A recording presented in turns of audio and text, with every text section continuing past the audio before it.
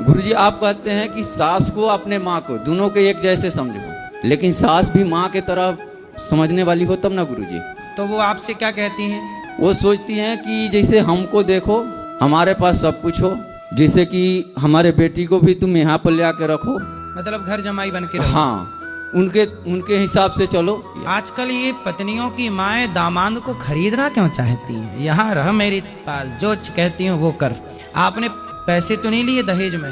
गुरुजी मैं तो 1 रुपया भी नहीं लिया हूँ। हाँ तो बोल देना कि फिर मैं बिका नहीं हूँ। मैं तो कहीं जिनको पैसे दिए हो उनको कंट्रोल करो, हमें नहीं। वो मेरे 3 गो साड़ू हैं, वो लोग तीनों आदमी आके वहाँ पर रहते हैं। अच्छा, 1-2 महीना। वो सोचती हैं कि तुम भी आकर यहीं पर रहो 1-2 महीना मेरे पास। क्यों?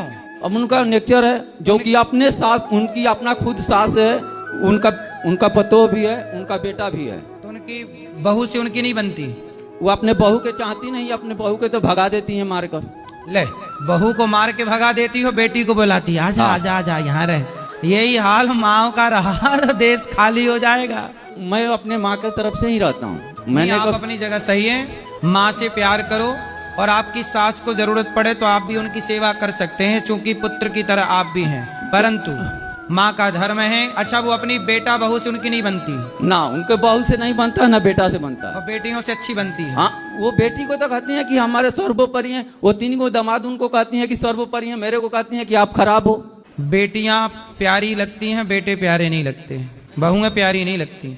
यदि वो बहुओं की माँ बन जाए और बहुएं उनको अपनी माँ मान ले, तो फिर सारी लड़ाई ही खत्म हो जाए। जी गुरुजी। इसलिए परिवार में मिलजुल के रहना चाहिए, और ये बड़ों की जिम्मेदारी है, अर्थात माता पिता की जिम्मेदारी है। जब संकट हो बेटियों पर तो जरूर मदद कीजिए उनकी, लेकिन यदि बेटी की तरह अपनी बहू को लाड़ प्यार करने लग जाओ तो आपका घर स्वर्ग हो जाए।